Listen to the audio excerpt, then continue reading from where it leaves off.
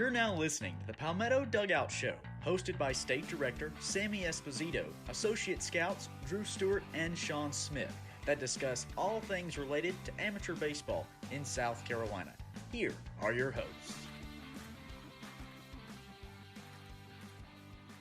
Welcome into episode 47 of the Palmetto Dugout Show. I'm Stewie. He's Espo. What's going on, Coach? What's happening? We doing all right today? You got a big day tomorrow. Big day tomorrow. We're also, get this, we're 5 weeks away from having a 1-year anniversary for the Palmetto Dugout Show. 5?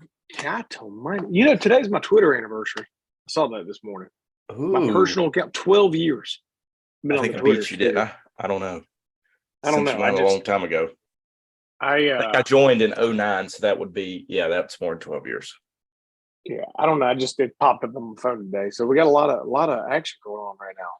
We got a lot of action, a lot of anniversaries. A lot of anniversaries. We have America's anniversary tomorrow. It's kind of probably the most important one. I mean, if you look at it that way. And so happy July 4th to everyone. We'll get this out on July 3rd because most of you will not be able to watch this on July 4th, including myself. So make sure you hit that like and subscribe button down below so you can stay up to date with everything we talk about with the Palmetto Dugout Show. We got 2 events coming up in the month of July. We have KC Royal Scout Day, July 8th, down there in Summerville, which will also have the PBR Tournament Summer Championship, I believe 14 and 15U happening during that same time, the 6th to the 9th. I think most of our staff members will be in attendance. We'll be heavily covered over the weekend down there at the tournament down there at the shipyard. So some will have more days than others, but there'll be a strong contingent of PBR South Carolina floating around down there in Charleston, Mount Pleasant area. We'll have some pop-up little shows come up with me and the vacation director. I'm sure. Talk about some guys that we've seen. And as you know, we have junior future games and future games at the end of July. Invites for junior futures are out. We'll still trickle out some more based off what we've seen. Correct, Coach? Got that That's tournament correct. Coming up. And then we also have future game invites out to some kids with maybe some more to come as well. So we'll shout out to, once again, Blake for making those fantastic graphics as we've had some compliments on those. Yeah, and obviously kind of while we're on that subject, kind of touch on this one because we get this one asked a lot, right, with the invite stuff. Junior Future South Carolina only team. So we get a lot more invites out to South Carolina kids, obviously. Futures game team is a combination of North Carolina and South Carolina. So I have a feeling that's going to change in the next year or so, especially with this new recruiting rule with more kids being uncommitted. But as at this moment in time this year, it's a combo roster with North Carolina and South Carolina. So it winds up being close to a 50-50 split, 60-40 North Carolina, South Carolina. So there's some players that are kind of on the, would be invite guys for us, but we got to, talk with North Carolina and kind of battle ourselves out. And that's why the border battle was so big for us, right? We got some, they have some guys that are online. We have some guys that are on the line and we can each lay our eyes on there and, let others take a look at guys and see the thought. So, you'll see more, the people on the social media world will see more invites out to the junior futures than they will for the future games, just due to the fact of we carry South Carolina only kids for our junior futures team. And for the futures is that combo roster. So I know we get that one asked a lot. So if anybody out there that's listening wants to, kind of hear it right there, that's really how that one goes. So I think last year, we had what was about eight South Carolina kids. So it'll probably be around that group this year. It just kind of depends on how it goes. So see how it shakes out with us in North Carolina, but that'll wind up being around that number as well. Then if you have received that invite, go ahead and accept it and sign up. This goes for juniors and futures because that kind of gets us where our numbers are, as well as you don't want to miss this event. Either event, because it's 2 of the biggest events in the whole entire year from a baseball standpoint for high school kids. So it takes us to the border battle recap here. What an event, once again, with South Carolina whipping up on North Carolina yet again. I think we need to flip that 60-40 future gamer. I mean, because we won the exit velo competition. I think we were tied or right below on the arm strength. I think they maybe beat us by like a point something on the pitcher's velo. We scored the most runs, and obviously too, on top of that, North Carolina had to take some of our guys onto their roster. So it was, maybe, if we add in the run scored that South Carolina scored for North Carolina, we'd really kind of take that away from them. So it was a big time event and a big time day. We had, it was nice and hot, but you know what? I think we'd take that over rain and summer thunderstorms any day of the week. And a big time shout out, right? Like posted on social media to UNC Charlotte and Coach Woodard and Coach Vick and the staff up there for the tremendous job that they did for, really giving us their field from, 7 a.m. till, almost 11 o'clock at night, sunrise till sunset, well past sunset, almost back to sunrise again. So a tremendous, thank you to those guys and obviously the players and parents, that came out and helped make that a phenomenal event, not only for South Carolina, but North Carolina as well. Yeah, it's a great scene to have that border battle there. And it's very convenient for all states involved there because it's right there, slap dab in the middle. Yeah, and shout out to the college coaches that came out. Yes. I think we wound up, I can't remember the official number. I sent some off to some others, but double digits number of college coaches that were there. We had a major league scout in attendance. So it was, and we get that question too asked all the time. Are college coaches going to be there?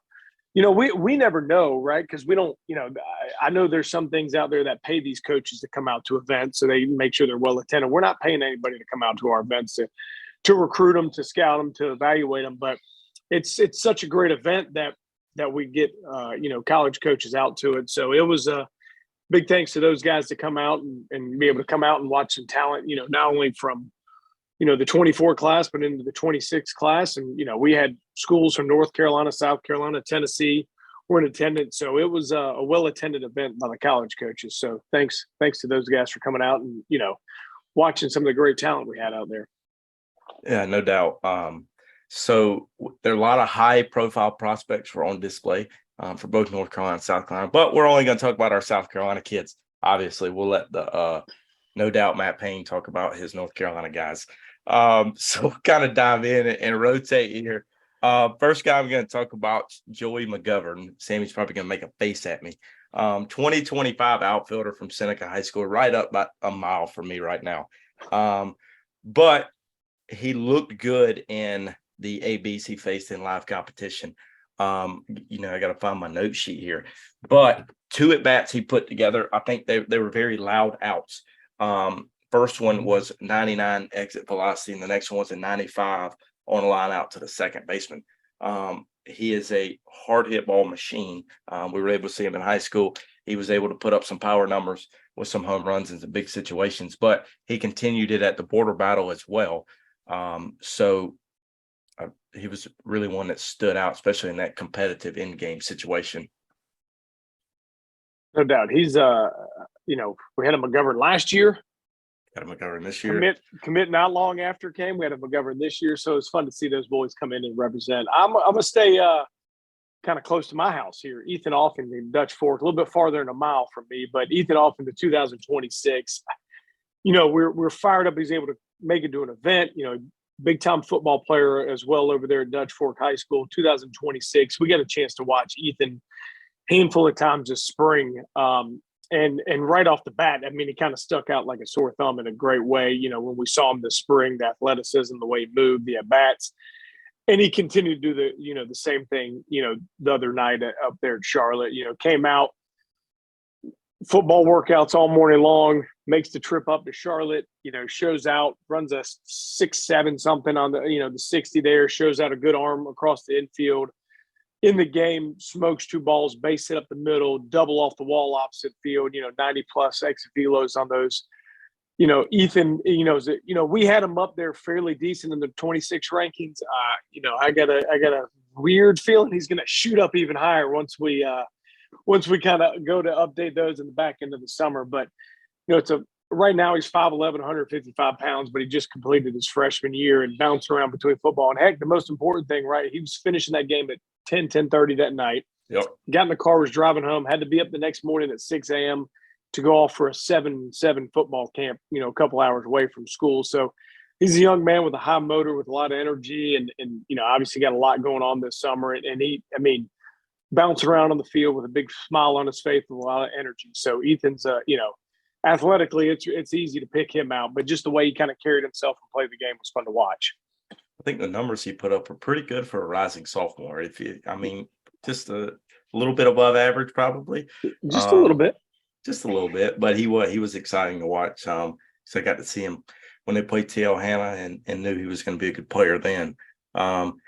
Then the next one, we're about to talk about two guys from the lower state here for me. Two left on the board. We'll start with Peyton Rogers, 2024 right-handed pitcher from West Florence High School. It was the first time we've seen him, Coach. I think it's the first time we've seen him in a showcase environment. He'd come to the you take that time off as the vacation director in December, but he has come to our showcase Florence. Down there with Florence, with Post 1 Legion down there. So you take that time off. I take that off. Maybe we can get you down there to Florence. Conflict of interest. Now that they got the Buckies, I don't know. You keep going to some whack football game, but we've seen him in the past. So I'll let you. You've seen him. That was the first time I'd seen him. Okay, we'll leave it at like that. Knew he had an arm injury previously, and he's bounced back and looked really good as well. Hearing he's doing well this summer. But up to 90 with the fastball, sitting 86, 89 with 2,300 spin. It was effortless. Didn't look like he was struggling at all. It just came out of the hand nice and smooth. Changeup was 80 with a slider at 74, 76. That looked pretty good. And he looked really good throwing against batters in that border battle, which we know some of those hitters were obviously really good. So he faced some good competition and was able to have two efficient innings. So I would think this guy's not going to be uncommitted for long. No doubt. It was pretty easy for him in the game. It was locate 90-mile-an-hour heaters, could break a ball, change up, say goodnight. So 100%. He was fun to watch. I'm going to stay on that pitching side and go with Robert Lujack Cole. So if you look at our stuff, it's going to be under Robert Cole. If you spoke with him, his Lujack Cole. But another 2025 out of Christchurch up there in Greenville. He's been a fun one for us to watch. He came to our top prospects games last year and was like 84, 85, but threw this invisible fastball by everybody, and faced some good hitters. We had him lined up against some of the better hitters in that event. Was throwing fastballs by him. We got a chance to watch him very briefly. I think you saw him for a 1-inning stint in the back end of the spring. He was back this summer for the out there, the border battle, and was up to, if we round up, we're going to bump up to a 90 versus our track man is 89.6. But yeah, I'm going to tell you that the thing it's a lot of strikes. It's a hard slider, kind of like more of a cutterish and a changeup. But he's got this fastball, right? You look at the spin, it's 22, whatever. The vertical break's not, but it's a lower slot, high extension, lower slot by release height with a big extension out front. His effective velocity was 88.4. So almost by the ball is getting to the plate, it's just out of hard as out of hand.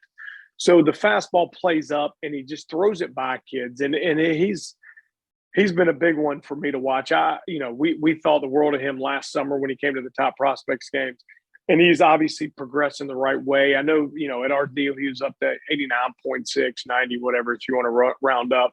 And he's been up to a little bit better than that, that we haven't seen, but it's been 91, 92 talking to him. So I think he's obviously on the right path, making those jumps. Fingers crossed. I don't think he's taking that official sign up for that board or for the I don't think he has yet, but he's going to be down. He signs up. He's going to be down there in Atlanta, and I have a feeling there'll be a 90-92 coming out of that arm with some juice in the stand. So, Lujack's been making those right moves in the right direction, and he's got something that he throws that the hitters can't pick up and is by those guys. It's almost like he's throwing a 95-mile-an-hour fastball by them. Yeah, he's looked good every time we've seen him, and progressively gotten better too. So we'll hopefully accepts that invite and gets that adrenaline pumping down there at Lake Point. We see those low 90s out of him. And then I'm going to hop over to, I think the kid's grown on me a little bit. Has become one of my favorite players in the state. I feel like I talk about him every time we have a showcase. And that's Justin Sheffield, 2025 outfielder from Conway High School. We've seen him over many showcases, gameplay, and I think he's progressively got better every time we've seen him. And we saw him down at the PBR tournament summer championship. Looked really good for power baseball then. Swung a hot bat. He continued it into the border battle. 94 EV here's what's gotten a lot better. He's throwing 87 from the outfield. Previously, we saw that in the low 80s, but the arm has gotten a lot better. It looks like he's hitting the weight room a good bit. Down there in Conway, those power guys pushing that weight. And he's running a 702.60. But he's gotten a lot of confidence at the plate, too. Putting together some nice ABs at the border battle. I think there's a tweet out on him on the Twitter page, so go check that out. Twitter page. But yeah, he's a really fun player to watch, carries himself the right way. And I think he's going to have a really good summer, and we'll see what happens. No doubt. He's obviously, like we have talked about, he keeps – and a lot of these guys we do talk about, it is neat. They get better and better every time we see them. Get a chance to see these guys come to, whether it's an event, whether it's a tournament, a high school game, or whatever it is. But a lot of these guys have come to events, and it's neat to see their numbers going in the right direction. I mean, you talked about him, seeing him. I remember last year we saw him at the very beginning of the summer at Scout Day. Yep. And we were both kind of like, ooh, who's this kid? And his numbers were okay and pretty good, and he's gotten better. And then same thing with Lujack, and then, same thing with Peyton Rogers. All these guys. Often we'll see how that one goes, road. But next guy's another guy that's in that boat, Brayden Renfrow, 2024 at Greenville High School, Southern Athletics program up there. Brayden, we've got a chance to watch it, and it's funny. You look at his profile picture and you look at that stuff online. The first one we got of looks like a little kid. And now that was a year and a half ago, whatever it was, and now he's looking like a strong young man rolling in that next profile. But Brayden, to me, and he showcased well. So don't take it as he didn't showcase well. He's more of a ball player than a showcaser, and he showcased well. He had good numbers, exit velos. He had good numbers, distance, good numbers with the arm strength. Ran well, did all the things that you wanted him to do in there. But in the gameplay, he gets, hits two balls hard, lines out, hits a missile, then goes backside tank in the game. And we do need to apologize to him and his family. We missed two hard hit balls on the video all night, all day and night long, and it was him and Ethan Offing's backside ball off the wall. So we do need to apologize to them. We thought we had him, but we didn't. So it is what it is. But he's he's a young man that plays the game the right way, has a good IQ of playing the game. Obviously swings the bat, can bounce around, can run, can float around all over the outfield out there and do some different things. But Brayden, to me, I have a feeling the school's going to pick him up and is just going to get a guy that they're going to be able to input in the lineup and just let him go for a few years. And he's going in the right direction, doing everything the best he can. But I think he's going to make some college coaches extremely happy that whoever decided to pull the trigger on him. Yeah, he popped some eyes with that backside homer there. That someone on the mic told us it was a different kid, but we won't get into that. Because I have it on my notes that someone else hit the home run until someone came over and said, "Oh, that's a Renfrow." I was like, "Oh, okay, thanks." Good thing we missed that. Yeah, good thing we missed that one. Now the offing video, that's not on me because I was texting people to video it, but people don't check their phones. Some people's phones died because they were working too hard.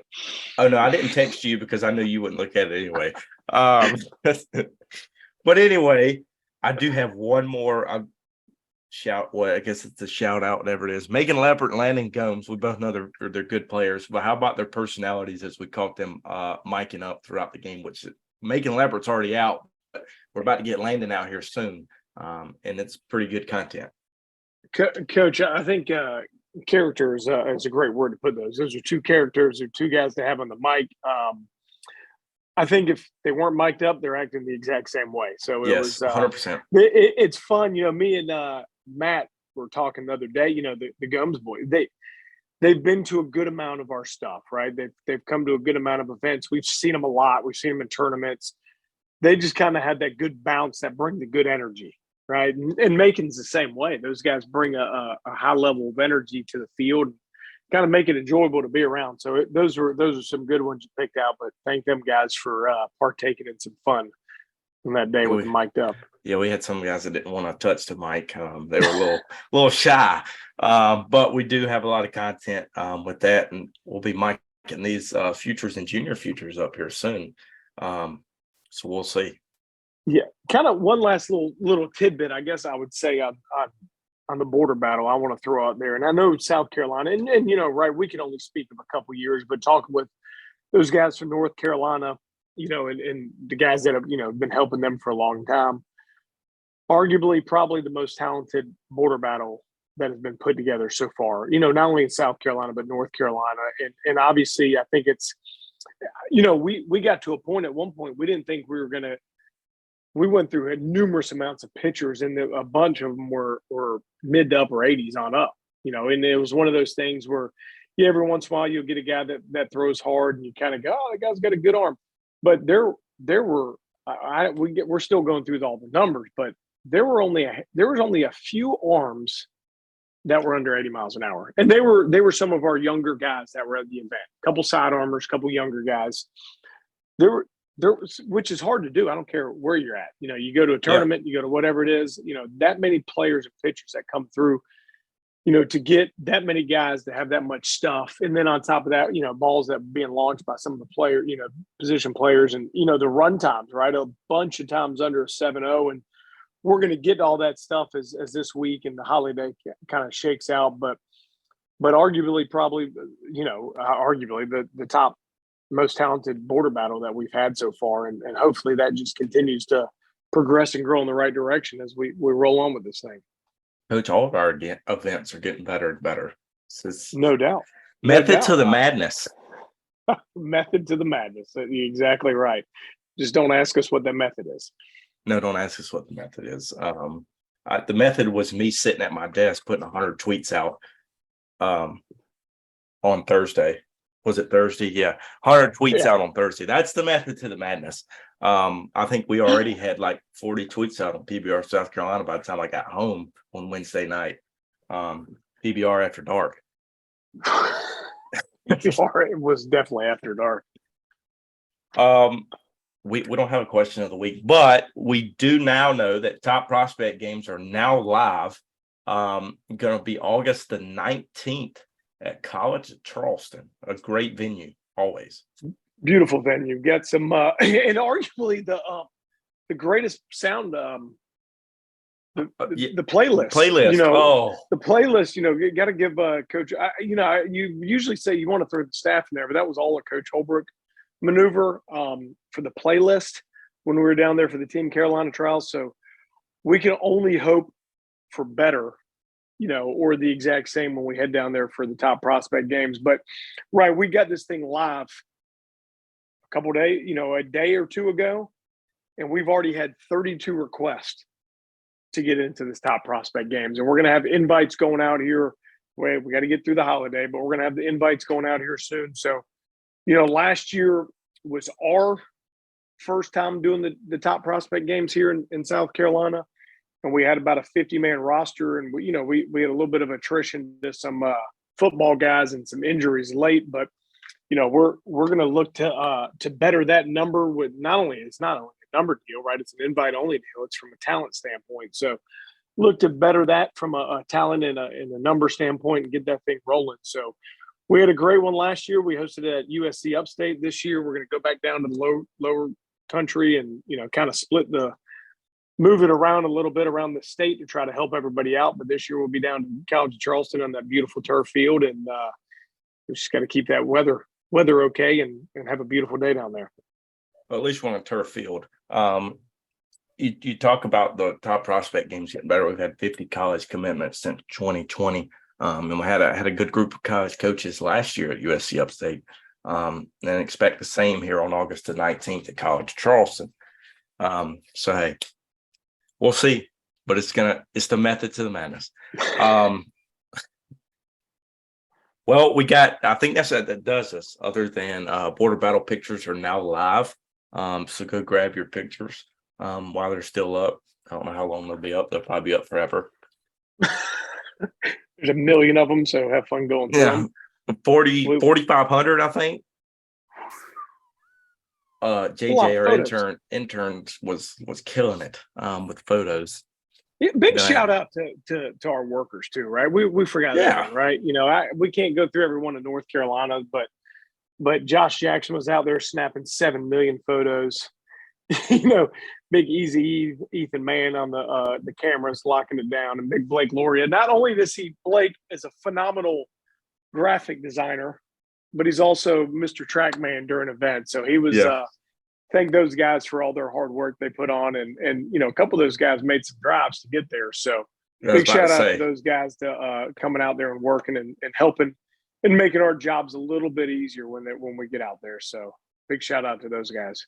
Follow them boys on the social media too. Give them some love, especially Blake with all his Josh. Unfortunately, we're gonna lose him here soon. We might be able to get the 22nd of August. He's gone. Unfortunately, speaking of Kyle Charleston, he's going off to play baseball down there. So you guys that have liked a lot of his photography that's out there, hopefully you'll get to watch him play a lot of baseball moving forward.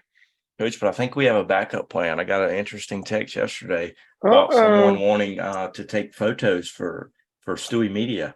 So, hey, when one door closes, another one opens, as they say. Damn right. Keep them rolling. So, hey, that's going to do us for episode 47 of the Palmetto Dugout Show. We hope you guys, from all of us here at PBR South Carolina, hope you have a great week and a happy July 4th.